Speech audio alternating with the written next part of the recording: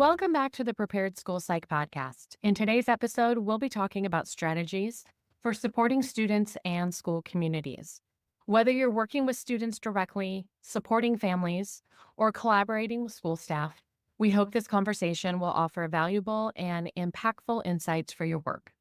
Today, I am joined by Kevin Dahill-Fuchel, Executive Director of Counseling in Schools.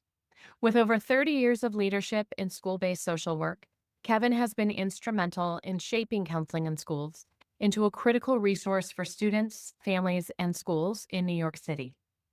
Kevin's journey with counseling in schools began in 1993, where he worked directly with students and families facing challenges such as grief, homelessness, and depression.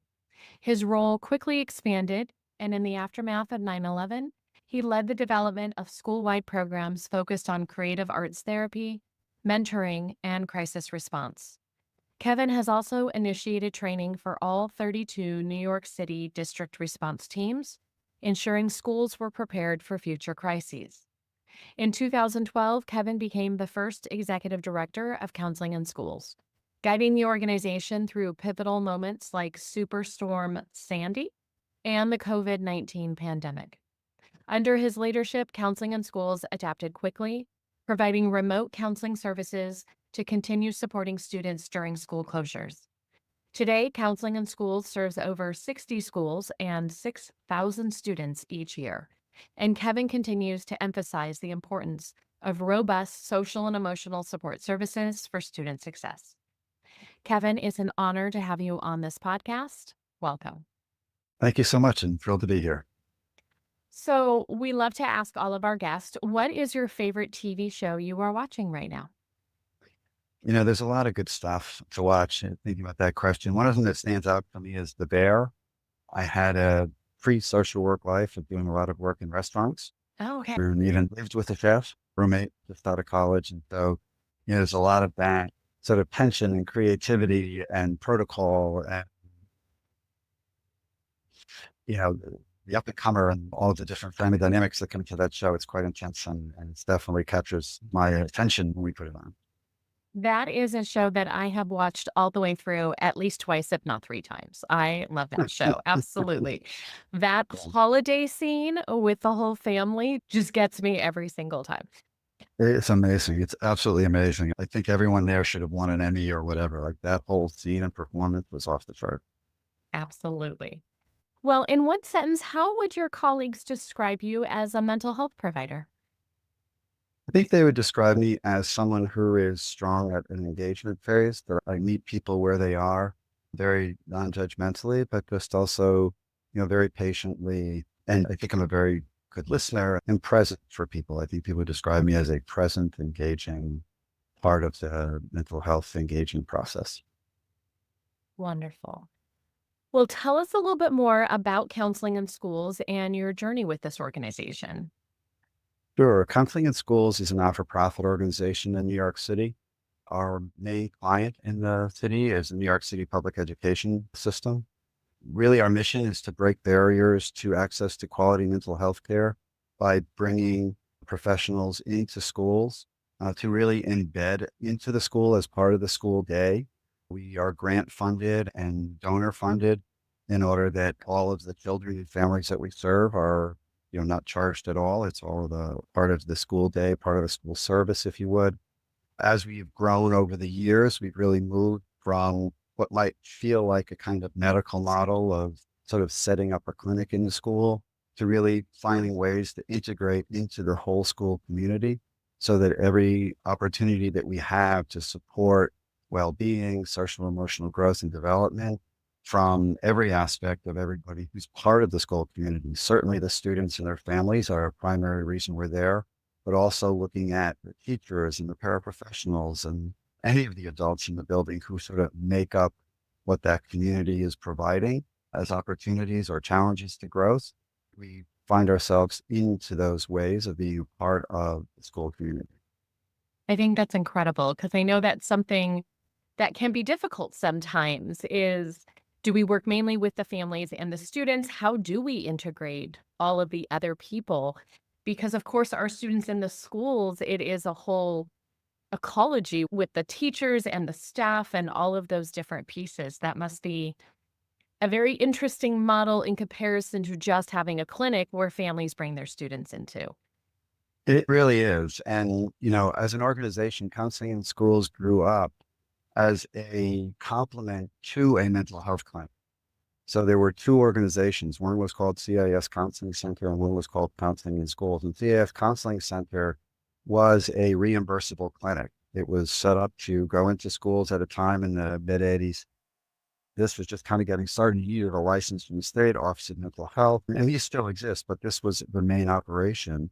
And what the clinic found was that children that they were serving through no fault of their own would suddenly not be eligible, so to speak, because there was a delay in the insurance or some unqualification on the reimbursable side, which would put the clinician in quite a bind. So they started a sort of a complementary organization to accept grants, and that was counseling in schools. So those grants would cover those gaps. Over time, the grant opportunities grew to an extent that the organization was able to just become its own thing, really getting grants. And really then what we found was similar to medical model. The idea was you were there every day. It wasn't that you were, like there are related service providers, what we call them in New York City, where you come in and just give a service and then you leave, right? It might be a speech therapist, it might be an occupational therapist. And there are other therapists that were similar for students with particularly acute diagnoses. But this was just now able to be into the flow to any other part of the school day. That's really what we try to emphasize. Like that partnership is that kind of integration. Not a sense that, oh, you're going to see, when I was a counselor, they called me Mr. Kevin. You're going to see Mr. Kevin because that means there's something wrong with you. Oh, that's that office over there. As opposed to, I'm there, I'm part of the school day. You know me, I know you, the family meets me. We just really become part of the same run of the day. And some kids I spend time with in this classroom, in my own little office, or a meeting with their parents. Not a lot different from other things that child would do throughout the day. And that's been a key, I think, to our ability to get to all of the aspects and gain the trust of teachers and administrators. Because I think, as your listeners, and I'm sure yourself know, teachers are sort of appropriately protective of their classroom and their students. They're not necessarily feeling great about just anyone coming in to engage with them because they're so trained and focused on the learning path of that child and needs of that child and everything else. And if someone's going to come in and engage with that, like, is that going to throw me off? Is that going to be okay? So when you're in there with people every day and you're working with them, they're seeing the impact on their students, but you're available to them as well. That just starts to slowly open things up and you become part of the whole school community. Well, that has to be such a benefit for students. I know I've worked in certain school communities where, kind of similar to what you were saying, sometimes even the counselors, they're only there one day a week. And so the student has a crisis. I'm sorry, you're only allowed to have crises on Tuesdays because that's when the counselor's here. So having that ability to be part of the school community, to be able to step in whenever that student is needing that support, I think is an amazing opportunity for the students. Yeah, it really is. And I think, like I said, it's a great opportunity for the students. And we sort of think about it again as that barrier to service, that access gap that can exist because it's difficult in the communities that we serve. There are families that are struggling economically a lot of the time. And so there's a lot of, challenges to get to appointments or to deal with all of the sort of scheduling narrow windows you need to get through in order to make that appointment and be available at the right time and be there to pick up or be a part of it or not be a part of it. Like, those are all important things, but for many, many people, they're not going to deal with it. And they're just going to be like, oh, we've been fine. We'll get over it. Whatever the it is. And those things tend to snowball and later on in the child's development show up in a way that we're dealing with in other systems besides the school system. Well, you did take the helm as executive director, and then you were navigating Superstorm Sandy shortly after. Very much a testament to your leadership. What were some of the key lessons you learned about crisis management during that time? Yeah, I appreciate that, Jenny. I think any crisis, one of the things that's important, it's kind of an interesting, almost push and pull, right? Like, you don't want to act too fast, but you don't want to not act. Yeah. Like, you need to be there. You need to be present, you need to be observant, and you need to sort of make sure that you're acting on, sort of facts, so to speak. We, as a clinician and counselor in our organization before being executive director, we have dealt with school-wide crises, right? We've dealt with unfortunate situations of students perhaps dying or teachers or things that were school-wide impactful. And those were sort of the lessons to bring into this sort of citywide or close to citywide situation. And so it really was assessing the situation, putting a call out. Like immediately, one of the first things I did was call the 5 or 6 administrators that I know in New York City public school systems that are in the areas around Coney Island and around, Staten Island, and the areas that we knew were immediately hardest hit, and just say, we're here. I want to make sure you know that we're waiting to hear what we can do. We're available. And then pretty quickly, things started unfolding. I started getting calls back. We started being able to mobilize. And that's one of the things that I've always felt strongly about when I was in other leadership positions before becoming executive director, that we have this really group of about 100 or a little bit more of well-trained clinicians, either social workers, mental health counselors, psychologists, creative arts therapists. And it's a real opportunity and an asset to the city that we can mobilize in a moment if needed. Yeah. And so not just calling those administrators, but contacting the schools that weren't affected and saying to those principals, I'm going to need some of that staff to work over in another location for about a week.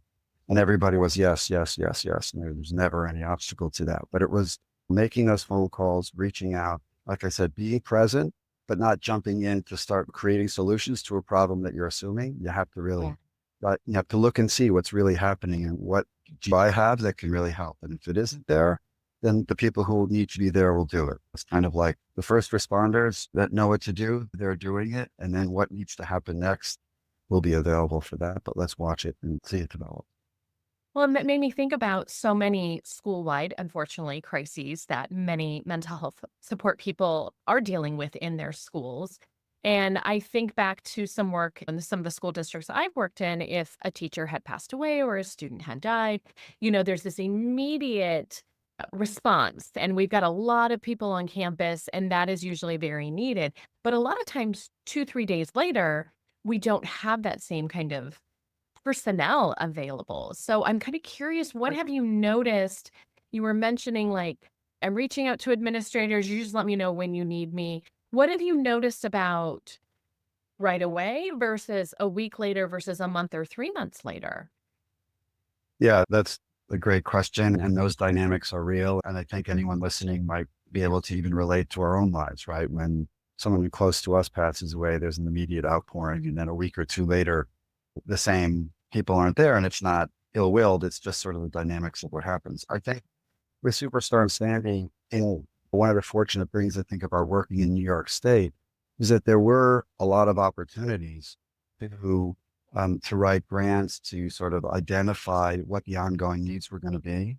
We were able to, secure other funding that allowed us to hit about 15 of the schools. There was probably around 60 or so schools in those communities that were affected, but there was about 15 or so that sort of had this significant relocation, significant damage to the buildings, homes swept away, lots of sort of damage that wasn't going to be resolved just because the water went down.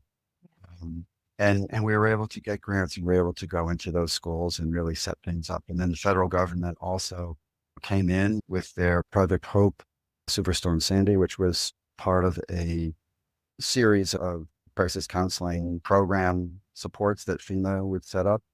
I think the first time we did that was after 9/11, and then this was the next iteration of that. And so we were able to, tap into those things and basically say to the funders, the best place to do some of this in these communities will be in schools.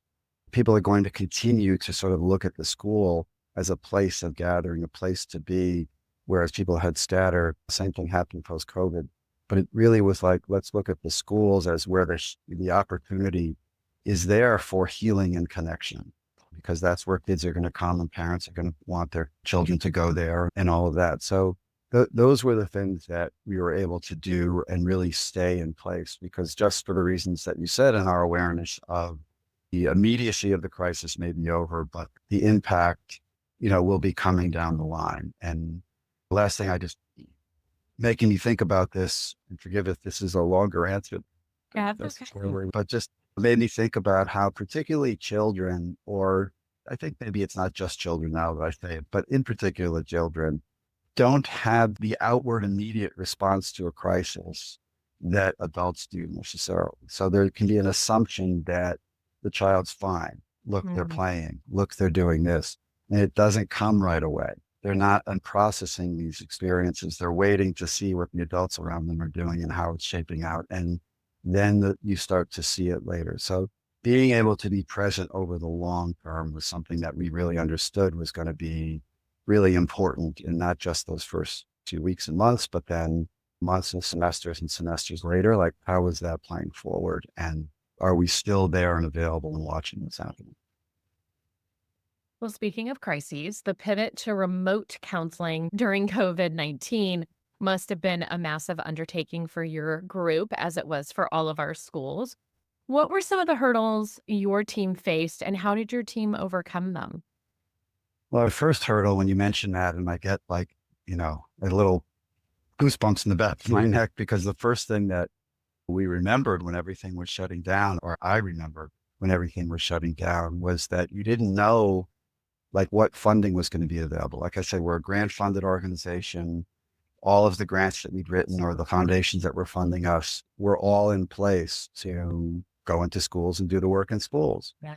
What were they going to say we could do now?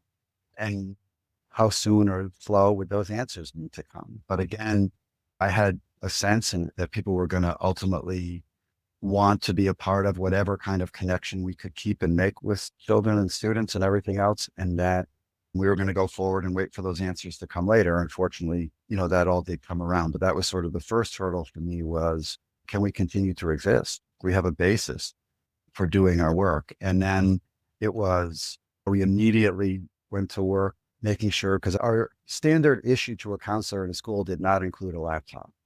We were still pretty analog. The counselors were using files. We had filing cabinets. There were cell phones. We knew that for connecting with parents and families, and there were mostly smartphones.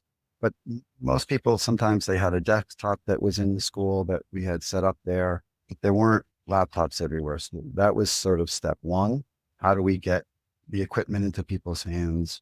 How do we deal with if they're going to use their internet? Like, how safe and secure is that? How do we maintain safety and confidentiality? And so we dealt with certain types of things that we could put into the laptops that we were sending out that would create those kind of encrypted connections and safety and all of that. And then how could we get connected to the Google Classrooms that New York City was doing? So there were all of these, sort of things that needed to be worked out and maintained. And then what's happening with our own staff? We work hard to have staff that are reflective and part of the communities that we serve. And many of the communities we serve were hardest hit. So how can we immediately assume that our staff are going to be available and okay? So we needed to immediately set up opportunities for people to check in and set up these connections and conversations. And we have clinical supervisors who were always connected to our staff, but make sure that they were reaching out, getting feedback from them, who was okay, who wasn't okay. Food insecurity. One of the things about COVID that I think about often, and this is a little bit of a tangent from your question, but most of the time when we worked in communities, the trauma or the crises that families were facing were not necessarily the same things at the same moment that our counselors were facing, or even teachers were facing. And Yeah. in some ways, COVID did this thing, which I refer to sometimes as just eliminating the trauma gap. It was suddenly we were all in the same traumatic experience at the same time. It was whatever kind of coping skills we have or didn't have, or resources we had or didn't have, were going to be exposed at the same moment. An incredibly unique and different dynamic in the engagement with our communities than we had ever had before. I had to think about, how do we step back and look at that leveling and make sure that we're not ignoring the needs of the people who were working in our organization, because if we were, they were not going to be able to serve the communities that we were connected to begin with. I always believe in that parallel process, but at the same time, this was a much different process that was running parallel. and just sort of paying attention to vicarious trauma and all these other pieces that are important. But now it's not vicarious, it's actual. It's your aunt, it's your mother, it's your sister who is struggling and maybe not making it as well as that of your client. So there was just a lot to sort of bring together all at once. It really worked, I think, because myself and those in my sort of immediate leadership team, we were all really clear that we needed to keep ourselves connected to each other and to our communities in whatever way possible.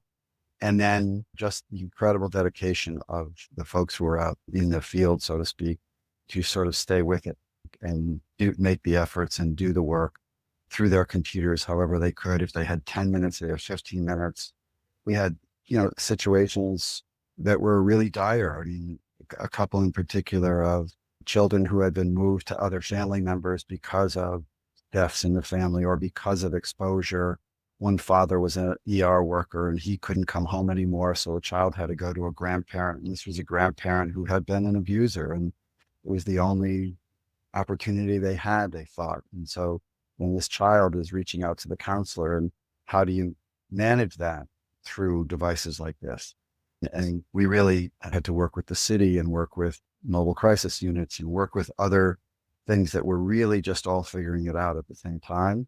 But again, I think the hallmark for the organization that I feel incredibly proud of was that no one shied away from those things. We didn't have the answers, but we kept going until we thought the situation was where it needed to be or that the person was getting the attention that they needed. It might have taken a while, but we got there. That is incredible. Yeah. So many things I think all of us weren't expecting, weren't planning, weren't thinking through. And I think nowadays we are ready for some more of these things.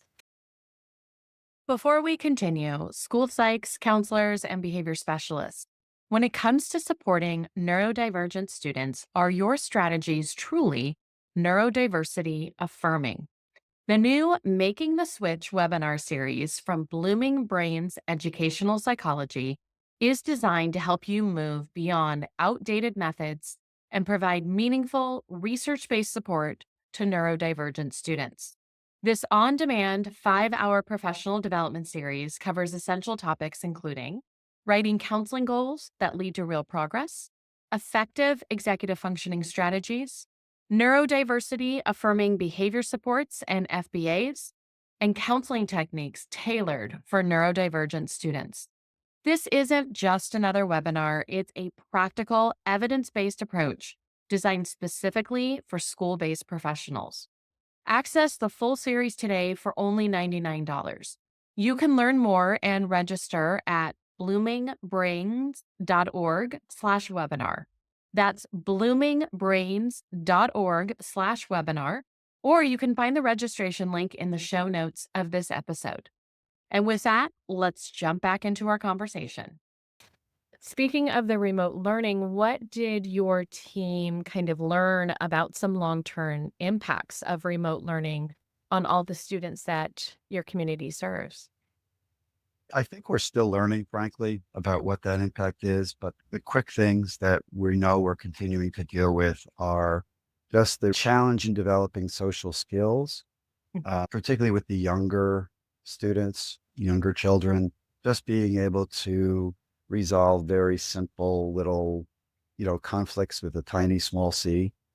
There's a lot of intolerance, if you would, of just having to navigate discomfort that can come up socially. And not because anyone did anything, but just because they were no longer in a kind of bubble, right? That was like, if I think about it metaphorically, you came out of this bubble wrap into a world with sort of some pointy edges that Right. in the past, it was fine. You just kind of like understood how to navigate that or move around it or just smooth it out along the way. So I think for younger children, it really was getting back to, really basic social skill development that needs support more. I think with the older students, I think some of the chronic absenteeism that is endemic throughout the country comes from that group that was 5 years ago was sort of in a middle school sort of time and moving through the pre-adolescence into adolescence and then really kind of questioning in a deeper way the value or the need to be physically present somewhere every day. I don't necessarily think people don't think they need to learn anything, but I don't know that they really are convinced that that's the way that they need to go about learning it when Mhm. so much is accessible on their computers, or so much of the work that was given to them to learn from were from modules that were asynchronous. And so now it's like you're trying to sell me back on this, and that puts a pressure on really impactful and phenomenal teaching. And there are those phenomenal teachers. There's also a teacher shortage, Yeah. right? So those things combined, I think, are the lagging impact of remote learning for what students experience, but then also what they experience sort of around them. Well, and that leads us to strategy discussion. And I know you emphasize the importance of robust social and emotional support services as a primary school function. What specific strategies do you believe are most effective in achieving this? I think the one of the strategies or practices that helps the school community move in the direction that levels social emotional growth with academic progress, which is what I think needs to happen, right? I think we need to not see social emotional development as in the service of academic development. I think we need to see it as in and of itself, a measurable, quantifiable, important result of what we do in those K through 12 years at the very least. And the way about approaching it, the practice around approaching that, um, comes through a sort of an odd lens in a sense, but really restorative practices, which if you think about, sometimes people refer to it as restorative justice, but I'm taking the justice out particularly and intentionally, and saying it as a practice. The part of the practice that I would want to emphasize in this answer is that circle, people leveling with each other, that your title or your status or your role, right, is with you, but it's not the most important part of you. It's not the first part of you that is connecting to the people around you. It's just your sort of human self. Mhm. And in order to strategically get there, it's important that we help the adults in the building see the impact that they have on the social emotional development of the children that they're working with, so that they see themselves as humans with other humans, right? And that sounds maybe a little hokey, I don't know, but like, Not I at think all. No, that's sometimes fine. I think sometimes you come in as like, well, I'm the social worker. I need to be responded to as the social worker, not I'm Kevin. And how is someone responding to Kevin? How do they experience Kevin? Like your first question to me, like, what would they say about me as a Yeah. therapist? I hope it's not too far from what you might say about me as a person, just as somebody who's in that building, who's accessible, who's able to be engaged, who's available and present and patient and those things. And if those are my qualities, that's forward, and I'm connecting with other people on those qualities, then we're really going to be able to sense and feel who we are together as people. And I think children will really be able to then look at the adults as sort of models or opportunities for to be vulnerable with or to ask questions of, and not just sort of, continue to build and pull back and pull back. And so that, well, you seem, we give projected identities to our students, right? We'll project onto them, oh, that's the smart one, or that's the quiet one, or that's the troubled child, or that's whatever. And they perform the role that we give because they kind of get it. But if we're just sort of people with each other, right, at some point, those challenges will show up. Perhaps my challenges, your challenges, but we'll find ways of addressing and talking them on sort of human terms, not on the terms of like, well, that's a suspendable offense, or you need to learn that's not respectful, or that's against our discipline code. Like all those things don't go away, but the way that they can be addressed in this restorative context just allows for growth and connection and healing. Not it doesn't take place in 20 minutes. It's a little bit longer and slower. Some people get frustrated with it, but I think growth is slow. Growth can be frustrating, right? Real growth, real lasting growth, not just compliance growth. Someone didn't just learn to be compliant. They learned to be the person that they are becoming, and they're going to take that with them. And I think when we do that, and you see that in some school communities, you really notice that. You really see that building in that school. It's like, wow, this is a special place. Well, I'm curious because I love everything that you were just sharing. I'm curious how the adults on your campuses have reacted to that because I could see this student needs counseling, this student's behavior needs changing, this student needs this. And you're talking about all of us together as humans need to be working together. So I'm Mhm. curious, how have the adults on the campus kind of responded to this perspective or this strategy of restorativeness instead of justice? Oh, everybody just falls in line and it's great. Just all they have to do is say, Yeah.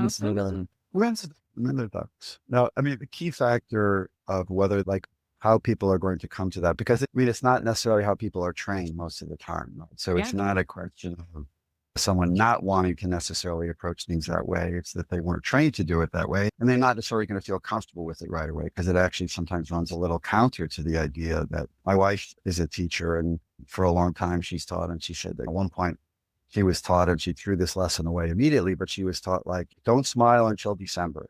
Like Oh, yeah, I stay remember angry that until too. December, right? Because otherwise they're going to run all over you, so it's like take that lesson and throw it out. But people start there. So a key factor is the leadership in the school. So if the principal is on board, if the administration of the school sees that and models it, once a principal shows up in one of those restorative circles and puts themselves in that same place, a lot of other people start to sort of think, okay, this is possible because it really is often teachers are concerned that, well, if I'm not performing at this, I'm being assessed. I have my students who are assessing me whether or not they're passing or failing, but then I also have my job. And so if the people who are not participating in that, and it's just these kind of touchy feely social worker types, like that's great, but that's not who pays the bills. I need to pay attention. So it really becomes important for us to connect with schools that would understand the way we want to approach this and administrators who are on board and are willing to come along with it. And then it's a process, it's a process. And honestly, if you had every single adult in the school working on that path, it's a miracle and it's wonderful.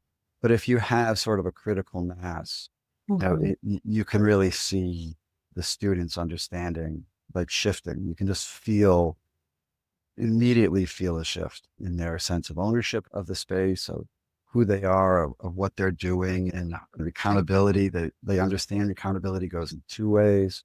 It's not just them, and they don't run over the adults in that situation. And once people see that, they're willing to kind of bring a little bit more of themselves into their practice. And the more they bring some of themselves into the practice, they'll start to see and feel more comfortable with it. But it isn't something that we can come into with sort of a shock or demand that everybody has to do it. It's a process that we need to sort of model. And again, I can't emphasize enough the importance of the school leadership in the building has on the entire thing. I'm sure you agree. Would add that to many different topics as well. Absolutely. And what an important role and a difficult role then for that administrator to have to show up in so many different ways. And it takes that special administrator to be able to be that educational leader for their school. Mhm. Well, I know you've been part of this field for a while. And so I am curious, what have you noticed about social emotional challenges facing students today? Is that similar to what you've seen? I know there's a lot of conversation about increased concerns with mental health with our students. What have you noticed? Yeah, I think it definitely feels different for some of the reasons that I was sort of sharing before. I think that students' sense of hope is more challenged than it's been since when I started. The sense of things will get better, that there are people who they can sort of lean on. And even though things may not seem right now, they'll get better because the people they're looking at who are before them or older than them seem to be making it happen. I think sort of you referred to the ecology of things before. I think the ecosystem in general of education right now is in some ways under attack, but also in some ways just really struggling to find its footing again as really this program, if you would, like a social program that people can kind of use to kind of advance themselves. And I think there is a lot of distrust in our systems. There's a lot of cynicism and examples of what appear to be unchecked corruption and things. And I think we feel that as adults, at least I can say speak for myself, and try to work to sort of share with my children where I find hope, practice positivity, practice things that making sure that I'm noticing the beauty of everyday life and the joy of the relationships that I have, and that I'm bringing those things forward, because otherwise there's a lot of other things to sink into. And I think we don't practice those positive steps enough. So I think children are seeing that. I think it's being internalized. So I think the statistics on self-harm and suicide attempts and successful suicides, that's what I connected to. And that's very different. When I started at counseling in schools in 1993, the world wasn't rosy, but there was a sense that this is really going to work. Like, things are going to kind of move. You have an opportunity. If you follow XYZ, you'll have an opportunity later. And I believe that deeply. So I'm going to work hard with you on that. And now I think even people are wondering, well, do I really believe that deeply? I'm going to keep doing it because it's the last thing I knew that was successful. But currently, do I have examples of that still working? And so that's where I think the need for us as adults to come together in a school community, I should say, and everywhere in our communities, but adults to come together to really find those places of sincere and genuine hope and positivity, and make sure that we're pointing ourselves in those directions so that the children who are learning from us see the same thing. Because right now, I think the desperation and the hopelessness that we feel is being passed down, and it really is different from before. I also would say, sort of interestingly, like, I do think that there has been a greater awareness of mental health and mental well-being. And that greater awareness has allowed us to see things in places where it always was, but wasn't acknowledged. So I think when you add that to the dynamics that are new, which I think within the last maybe 20, 25 years, you add that together. And that's where I think it looks like, wow, how did we get from here, small problem, to here? Like, my gosh, how do we get the genie back in the bottle? I think it's because we're acknowledging things that were there for a long time. And there are a bunch of new things that are happening because of the world that we're living in. Well, moving towards how can schools, school psychologists, school social workers, how do you feel like we could be better supporting the mental health of children and adolescents in our schools? Back to, this will be a bit repetitive, but I think it's back to our own self-care, and the institutions that support us make sure that they are setting up care opportunities for us. It's not just our own burden to care for ourselves, but the institutions we work in to support our own care.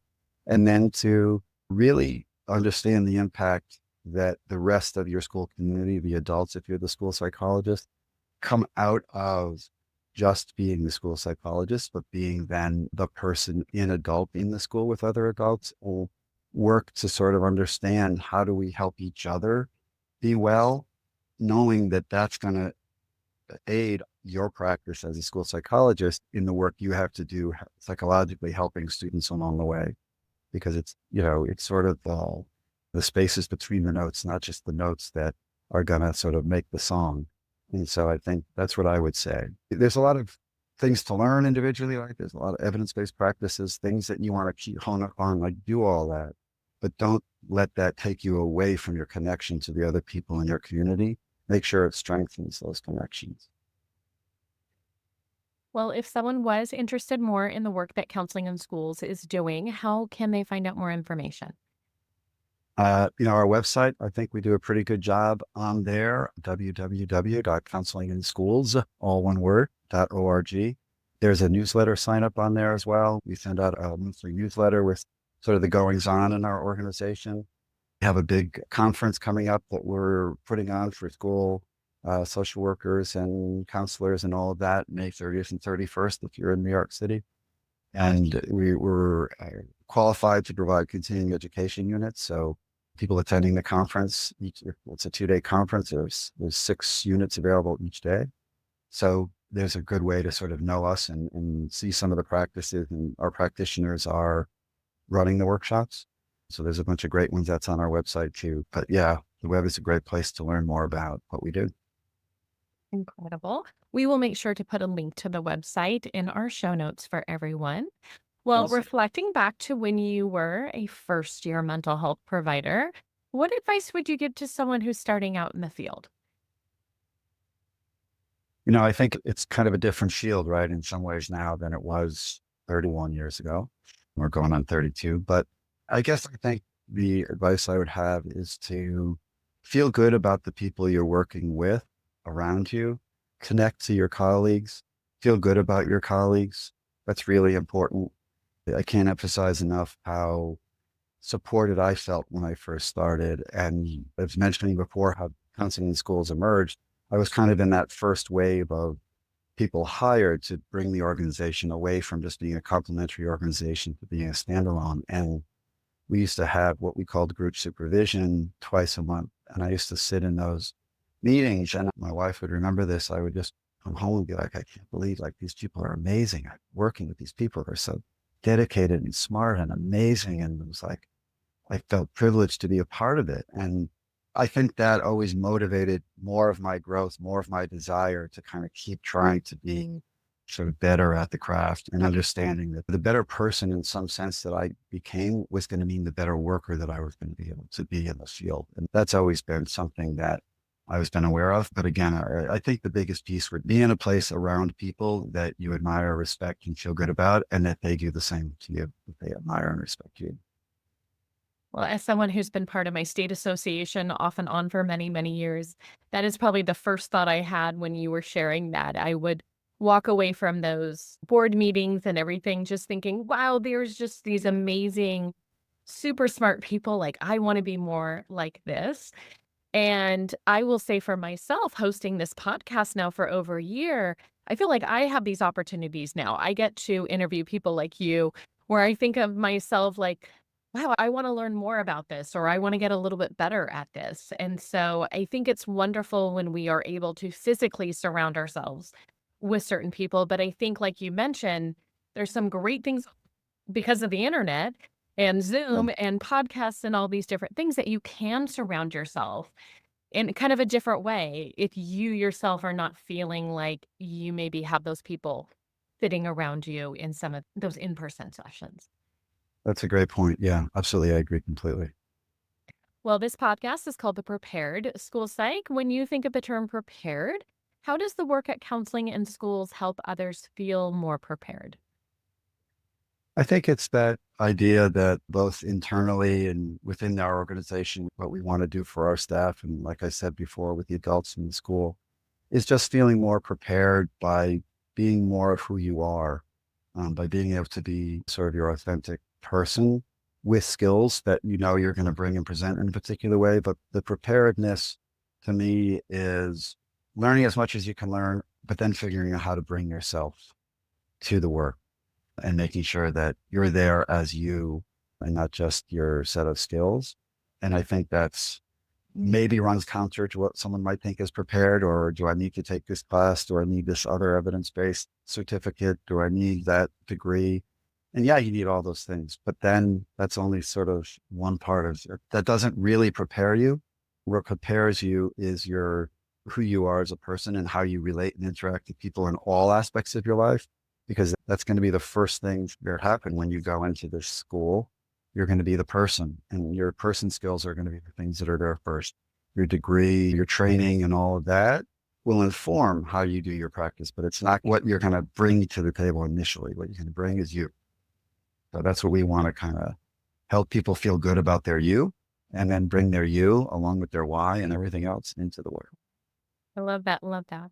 Well, thank you so much, Kevin, for sharing your insights and experiences with us today. The work you do is truly meaningful and inspiring, and it's clear the impact you've made on students and school communities. So thank you so much for being here.